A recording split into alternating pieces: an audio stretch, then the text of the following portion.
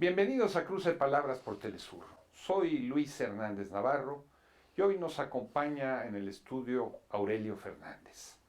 Aurelio es muchas cosas, es economista, no tiene la culpa, es director del periódico La Jornada de Oriente, profesor en la Benemérita Universidad Autónoma de Puebla, especialista en desastres y ahora recién habilitado como historiador, un historiador de un personaje fundamental en la fundación y expansión del anarquismo español de finales del siglo XIX, principios del XX, Abelardo Saavedra Toro. Aurelio, muchas gracias por estar en este cruce de palabras. Hola Luis, gracias por invitarme. Abelardo Saavedra Toro, un personaje de finales del siglo XIX, que hace de todo en la vida. Se vuelve organizador de sindicatos, funda periódicos, organiza huelgas, es deportado a Cuba. En Cuba traba relaciones con los anarquistas mexicanos que luchan contra Porfirio Díaz y es juzgado por eso, sí. Regresa a España. Parece una figura sacada más bien de la literatura que de la historia. Sí, es cierto. Pero así eran muchos de ellos, ¿no? En realidad es como una serie de generaciones. Él empieza realmente a actuar ya muy grande, a los 40 años. Además quedándose viudo y con 4 hijos. Y se decide a meterse primero a una escuela, crear una escuela de trabajadores en Sevilla. Se regresa de Madrid a Sevilla, aunque él era andaluz, de Cádiz. Y empieza a hacer una escuela y luego se ve que se mete a la organización, de eso no hay documentos, pero lo meten los compañeros, como se decían entre ellos, a trabajar en los tranvías de Sevilla. Y es ahí cuando empieza su... Y lo despiden. Sí, con mucha suerte lo despiden en su primer movimiento. Exactamente. Bueno, pero gana la huelga, ¿no? Lo despiden y se va al interior, como se diría, a otros pueblos andaluces. En particular se va a Morón de la Frontera, donde funda una escuela otra vez y un periódico que se llamó La Voz del Terruño. Y aunque él había trabajado en un periódico conservador en Madrid, La Época, creo que como tipógrafo, tampoco hay la documentación, pero sabía el asunto, pero funda con sus propios recursos, hasta donde yo creo que pasó, funda el periódico, La Voz del Terruño, y empieza una serie de huelgas de 1902 hasta 1904, muy intensas en pleno ascenso del campesinado, de la lucha de los jornaleros, sí, españoles en contra de los terratenientes. Exactamente. Por reivindicaciones que yo fui a encontrar, no en los periódicos anarquistas, como Tierra y Libertad y otros, El Productor y La Huelga General, en fin, sino en los periódicos convencionales, digamos, el Diario de Cádiz, el Diario de Sevilla, el Liberal, el Heraldo, también se llama, El País, había un País entonces. Entonces es muy interesante esa parte. Yo me clavé mucho con eso porque los historiadores, cuando yo les hablé, uno de sus biógrafos, Aurelio Fernández Sánchez, decía que había participado en la gran huelga campesina. Y yo a los historiadores, mis amigos allá andaluces, José Luis Gutiérrez Molina en primer lugar, les dije, bueno, ¿dónde hay documentos de la gran huelga campesina? Me vieron muy raro. Eso no existe. Dije, ¿no existe? Bueno, pero cuando me metí a los periódicos, encontré cosas increíbles de, por ejemplo, las demandas campesinas, ¿no? ¿Qué significa trabajar de sol a sol, Luis? Ese concepto que tenemos ahora. Allí era la discusión era, sí, los jornaleros decían, sí, vamos a llegar a la hora que el sol, la aurora, ¿no? Empezamos con el sol. Pero la demanda era, denos media hora antes de que se ponga el sol para poder llegar a nuestros lugares de dormir, porque no siempre eran sus casas, con luz, por ejemplo, ¿no? Las demandas eran que los cigarritos, que uno va aprendiendo cosas que ahora ya no se usan, ¿no? Pero que los cigarritos en lugar de 5 minutos sean 10 minutos. ¿Qué eran los cigarritos? El descanso que había, 4 les daban al día, y en lugar de que 5 minutos se fumara el cigarrito, fueran 10. y que las comidas en lugar de 15 minutos fueran de media hora. Eran el tipo de demandas. Digo, y hubo huelgas, detenidos, entre otros Saavedra. Entonces te vas dando cuenta de la movilización que hubo ahí y de las acciones de estos amigos. Es increíble. ¿Cómo es que se vuelven anarquistas? ¿Por qué se vuelven anarquistas, por ejemplo, y no socialistas o republicanos? Bueno, En el marco de una monarquía. Ajá, ahí había una historia de la disputa entre Marx y Bakunin, de la primera internacional y la segunda, que para ver quién ganaba más adeptos para la segunda ronda de la Asociación Internacional de Trabajadores, Bakunin manda a un italiano y a una buena flota a difundir las tesis de Bakunin, para ganarle la partida a Marx, ¿no? Entonces, la difusión del anarquismo es muy rápida, en Cataluña en parte y entre los campesinos andaluces. Hay un desarrollo simultáneo, intenso, en el proletariado catalán, básicamente, no exclusivamente, y el campesinado andaluz. Entonces es ahí cuando la metodología, digamos, de trabajo de ellos... Tú platicas de las famosas excursiones. Exacto. Ellos salían esa era una parte, ¿no? Digamos, empezaron a diseñar con Urales, el papá de la Federica, Montseny, que tenía el periódico Tierra y Libertad y la revista Blanca primero en Madrid, diseñaron campañas que le llamaron excursiones de propaganda. Y ellos se llamaban los excursionistas. Y además la gente los definía así y ellos están muy orgullosos de serlo, ¿no? Entonces iban a hacer mítines y organizaban. Para todo tenían que pedir permiso al gobierno hasta la fecha, ¿eh? Entonces ellos hacían esto, pero hacían algo abajo que no tenía que ver con eso, que era, llegaban a las poblaciones y creaban un grupo de afinidad entre los que se podía, las familias, los gremios, lo que fuera, el barrio, ¿no?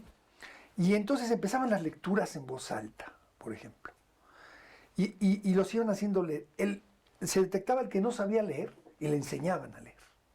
O sea, en ese sentido eran alfabetizadores. Y memorizaban. Sí. Y luego les leían. Exacto. Y luego los que no, les leían y ellos se memorizaban los textos y los iban difundiendo. Entonces se iba creando una contracultura.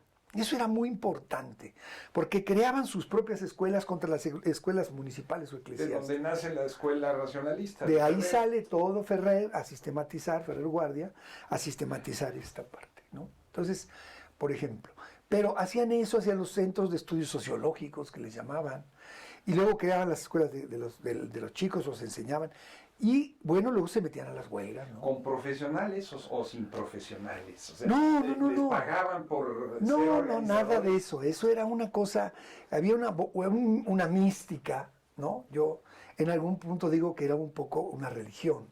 Pero era una religión científica. Sí, claro. No solo era ni Dios ni amo, sino que creían en la ciencia. Las escuelas eran, vamos a darles a Darwin, a Odón de Buen, a Eliseo Reclus para estas cuestiones, y Ferrer Guardia ya tenía muchos textos, etc. Entonces, era una escuela, y además, ¿sabes qué? Ya no le voy a llamar a mis hijos como se llaman el calendario cristiano, ¿no? Católico. ¿No? Les vas a llamar Oceanía. Le vas a llamar Oceanía, que por ahí podrían poner Germinal, Floreal, Libertad, y este tipo de nombres que les fueron poniendo. Algunos en la guerra civil llegaron a ser UHP, ¿no? Unión de Hermanos Proletarios. Sí, o PUA. Primera unidad de asalto.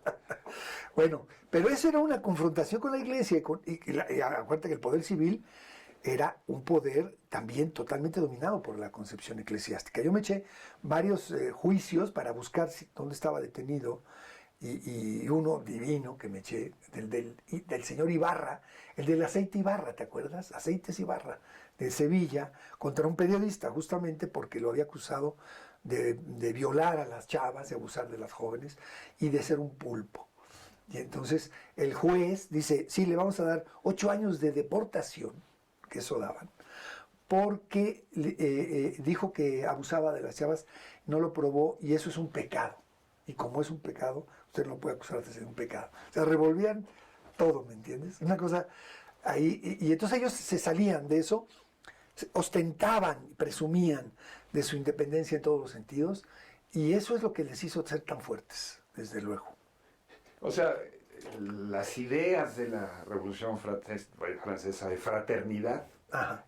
de igualdad, Colaron ahí a todo. entraron Cuajaron. a fondo allí. Sí, sí, sí.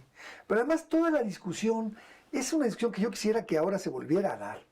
Creo que hay condiciones, de alguna manera, para decir, bueno, ¿qué sociedad es la que queremos, ¿no? En realidad, ¿en qué sociedad estamos pensando? Porque estamos corrigiendo cosas en particular, que yo no lo veo mal, o oponiéndonos a cosas. Pero aquellos hombres estaban diciendo, no, nos vamos a organizar así, ¿eh? Vamos a dar lo que podemos dar y a recibir lo que necesitemos, por ejemplo. No va a haber gobierno, no va a haber Estado, a la goma. La iglesia se desaparece. O sea, ya tenían su diseño de cómo vivir. Y eso los hacía. El otro día me habló mi querido maestro Enrique Semo, que leyó el libro, me felicitó, pero me hizo una pregunta. Dice, ¿dónde están estos hombres como él? Le digo, deja tú los hombres, esos hombres pueden estar. Lo que no hay es hoy día la fuerza de, digamos, divulgación y confianza en las ideas que había entonces. Eso me parece. Feministas. Feministas lo eran. O sea, la participación de las mujeres que tú describes en el libro es impresionante, es abrumadora, ¿no? El caso a él se va a Cuba en realidad huyendo, porque tenía 42 procesos en su contra. Se va huyendo después de 8 o 10 meses de cárcel en La Modelo de Madrid, donde escribió cosas muy interesantes. ¿Te parece, perdón, si hacemos una pequeña pausa y lo dejamos en la cárcel? Al autoritarismo. Al autoritarismo. No se vayan, continuamos en muy breves instantes hablando sobre la anarquía. Regresamos. Estamos ya de vuelta en este cruce de palabras, conversando con Aurelio Fernández, director de la Jornada de Oriente, economista, profesor universitario, sobre su último libro, un libro a propósito de Abelardo Saavedra Toro, pues uno de los fundadores del anarquismo español de finales del siglo XIX. Te interrumpí cuando estás comenzando a hablar de las cárceles y de las detenciones y tenías detrás esta idea de las ideas, de la fuerza de las ideas. Pero hablabas de la participación de la mujer y yo te pongo un caso muy emblemático. A él lo detienen en Cuba en 1911. Ahorita nos cuentas por qué va a Cuba. No fue lo detienen en 1911 durante las huelgas de ferrocarrileras de Sagua la Grande, donde él iba como orador, porque los historiadores, aún historiadores del periodo ya cubano marxista, digamos, lo catalogan como el mejor orador obrero de Cuba en ese periodo. Lo detienen y lo deportan. Lo acusan de extranjero pernicioso, que eran las acusaciones. Y lo echan, lo regresan a España. Pero él ya había organizado, viviendo en Cruces. Cruces es una pequeña población en el centro de Cuba, que antes pertenecía a Santa Clara y ahora Cienfuegos. Llegó a haber 8 centrales azucareros ahí, ahora no hay ninguno. Donde él organizó, a partir de la fuerza proletaria que había, que se hiciera un congreso que en realidad era fue el segundo intento por crear la Central Nacional de Trabajadores de Cuba, la CTC. O sea, no estamos hablando de cualquier cosita. Y hubo una concurrencia muy interesante. Pero lo detienen y lo deportan. Y sin embargo se hace el congreso. Y ese congreso lo organizan 2 mujeres. Emilia Rodríguez, tenía un compañero anarquista ella también, y Enriqueta Saavedra Borrego, su hija. Vamos a decir claramente, tu bisabuela. Y mi abuela. Ellas 2 dicen, se hace el congreso, y se hace el congreso. Fíjate, 2 mujeres al frente del asunto y lo logran. ¿Pero cómo es que llega a Cuba? Bueno, él está dirigiendo el periódico Tierra y Libertad, que por cierto, yo digo en el libro que es un eslogan de los, desde luego ruso, desde luego de los campesinos, y yo decía anarquistas, y el otro día me decía Armando Bartra en la presentación que hicimos, decía, no, te corrijo, no son anarquistas, eran populistas. Pero me dio el libro de Lorena Paz Paredes para revisar, Sí, Exactamente. la voluntad. Entonces me lo estoy revisando y digo, pues serían muy populistas, pero entre los que decían esto hay uno que se llama Miguel Bakunin. Bueno, pero él dirigía el periódico Tierra y Libertad cuando lo detienen porque otro anarquista, muy interesante por cierto, Mateo Morral Roca, le tira una bomba al rey Alfonso XIII el día de su Es boda. el momento donde dentro del anarquismo se discute el papel del terrorismo individual Sí, y de sí. la misma presencia en los sindicatos, en fin, está eso en el aire. Sí, más los sindicatos todavía no era una discusión tan fuerte en ese año, sino la propaganda por el hecho que le llamaban. Es decir, vamos a matar al rey o al primer ministro o algo así, ¿no? Tampoco era ir a matar sicarios, sino al rey, pues digo, ¿para qué te vas? Entonces, este personaje muy interesante, que además era el bibliotecario de Francisco Ferrer Guardia en Barcelona, él era de Sabadell, bueno, tira la bomba, parece ser que rebota en el cable del tranvía que acababa de ser, los tranvías acababan de ser, transitar de las mulas a la electricidad, rebota y en lugar de matar al rey y a la Victoria Eugenia de Battenberg, que ese día se casaban, mata a 24 sujetos que estaban viendo pasar el cortejo. Por supuesto, la represión no se dejó esperar, detienen a todos, a Saavedra, con su hijo, por cierto, también llamado Abelardo Saavedra, pues detienen a Ferrer Guardia, y a él es al que acusan de la bomba, ¿no? El que sobre todo, caso Ferrer. ajá, el que sobre todo lo acusa es Millán Astray, pero no el Millán Astray de Unamuno, sino su padre. Tengo hasta las tarjetitas donde se fue Ferrer y tal, de él, de su puño y letra. Bueno, entonces lo detienen, lo meten a la cárcel, ya tenía 42 procesos en contra, y se la pasa hasta un indulto que hay al año siguiente, y cuando lo sacan, dice, ya tenía muchas invitaciones de los anarquistas cubanos, que eran cubanos y eran españoles, para que se fuera a Cuba a respaldarlos en la dirección del periódico Tierra y en las excursiones de propaganda. Entonces él calcula que la represión está muy fuerte, que lo van a volver a meter a la cárcel, se sube a un barco y se va a Cuba desde Coruña. Y por eso llega allá, ¿no? La familia lo seguirá, él llega en abril del 1907 y la familia llega en noviembre de 1907. Y su participación en la lucha contra Porfirio Díaz. Eso es muy interesante porque llega... Nos toca mucho a los mexicanos. Sí, por eso. Imagínate yo cuando voy descubriendo todas estas cosas, cómo era periodista, estaba en el periódico, era alfabetizador, hacía escuelas, era propagandista, organizador. Dices, chingaos, algo también en el ajeno. Bueno, pero y cuando descubro, gracias al equipo de Jacinto Barrera Basols y de Alejandro de la Torre, descubro que él tenía un seudónimo que era Garín. Pero bueno, total, él llega a Cuba, se mete a la lucha. Es muy importante decir esto, él era un unificador, no era, o sea, daba duro con el anarquismo, pero trataba de organizar a los trabajadores de todas las corrientes, por eso hacía, y era muy, muy apreciado el viejo. Pero entonces, Tierra, que era este periódico que se hacía en La Habana, se colaba con las mercancías a Progreso, Yucatán, a Veracruz, a Tampico.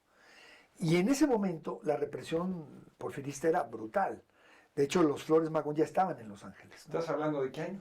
1906, desde 1904, los anarquistas y los opositores mexicanos quieren que Tierra publique cosas porque saben que se cuela en México, en las mercancías, que hay una buena red de suscripciones y distribución.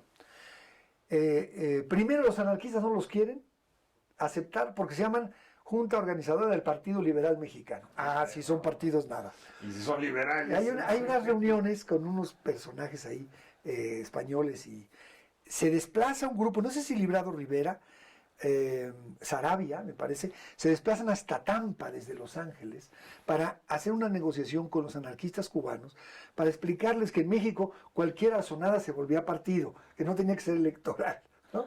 Y los convencen. Y entonces dicen, vamos a seguir, ahora sí a sistematizar, porque metían denuncias, pero le convencen a Saavedra de que escriba una columna contra Porfirio Díaz con las denuncias de los magonistas. Esa columna se llamó La Inquisición en México, 9 de noviembre de 1907. A los pocos días, en uno de los 2 viajes a la semana que había de La Habana a Progreso, llega a Mérida, la empiezan a distribuir la publicación dos anarquistas catalanes, que son los distribuidores. Uno era Francisco Rosplanas, que además era el repartidor de, creo que Cerveza Yucatán o algo así, pues los repartidores iban a eso. Y el otro era Antonio Duc Costa. Bueno, los detienen a los dos. A Rosplanas rápidamente lo acusan de todo y lo deportan poco rápido. Y a Antonio Duc o Duch lo retienen. Al primero lo acusan de tener documentación y libros anarquistas y socialistas. Y a Duc lo acusan de falsificador de azafrán. Chécate eso. Es increíble. Yo no sé por qué lo acusaron de falsificador de azafrán. Pero yo dije, Duch o Duc tiene el mismo apellido de un yucateco que es el corresponsal de la jornada en Moscú. Y le escribí a Juan Pablo Duch o Duc. Duc se dice en catalán, ¿no? Oye, mano, ¿tú qué tienes que ver con este cuate? Rápido me contestó, me dio la biografía de los hombres ilustres de Yucatán, donde está, que es la copia de lo que saca John Kenneth Turner sobre la represión a ellos México Bárbaro. En México Bárbaro. Bueno, ahí está. Yo ya tenía el expediente porque me había metido al archivo histórico de la Secretaría de Relaciones Exteriores, que es buenísimo. Y le pregunto, dice, sí, era mi tío abuelo de nuestro corresponsal. Él tenía con mi abuelo y él una tienda de ultramarinos donde vendían azafrán. Claro, entonces dije, sí, seguro que los falsificaban. Y a Garín. Y entonces lo detienen a ellos.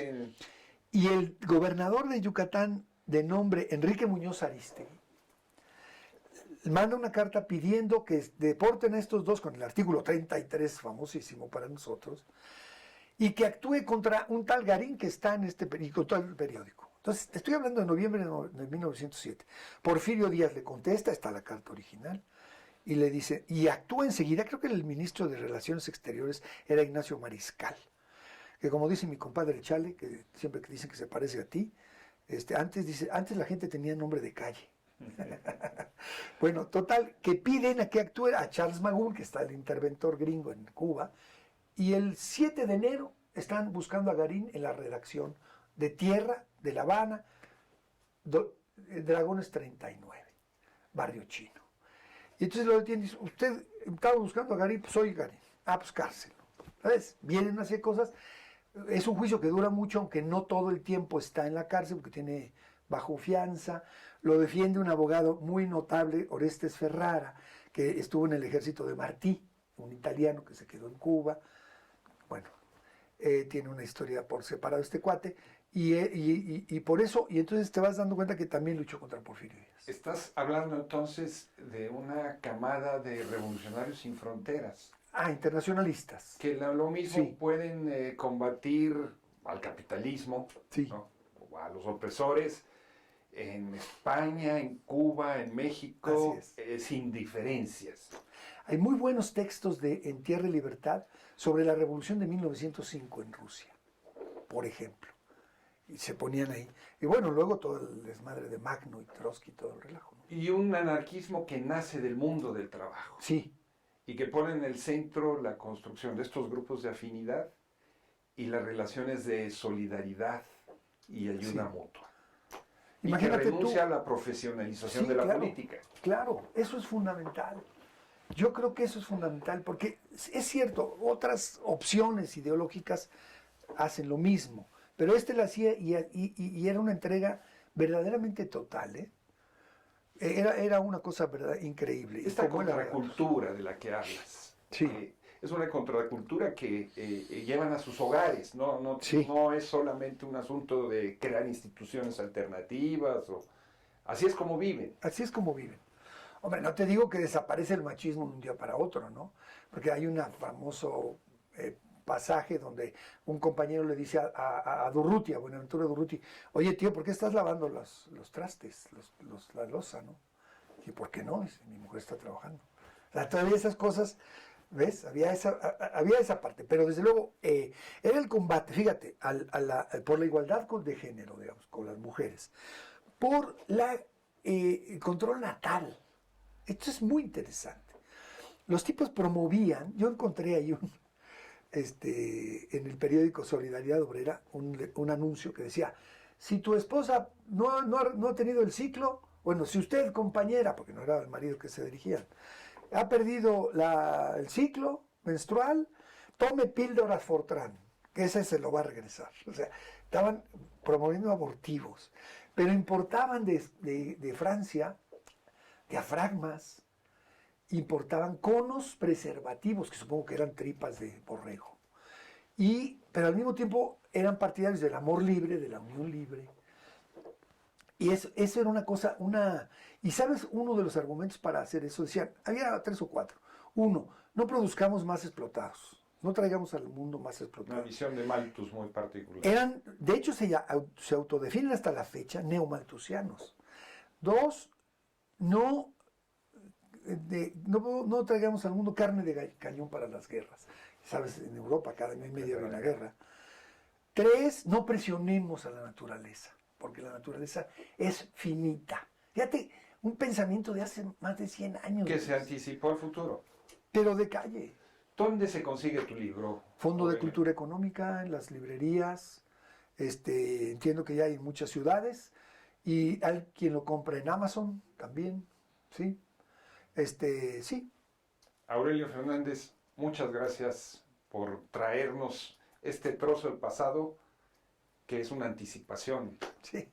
O que quisiéramos que fuera una anticipación. Y es una invitación. Yo creo que sobre todo debemos pensar no porque yo lo haya hecho por eso, pero hay que pensar que volvamos a inventar el futuro, Luis. Nos hace falta. Muchas gracias, Aurelio. Amigos, amigas, muchas gracias por su amable compañía el día de hoy. Ya saben, los esperamos la semana que viene aquí en Cruce de Palabras por Telesur.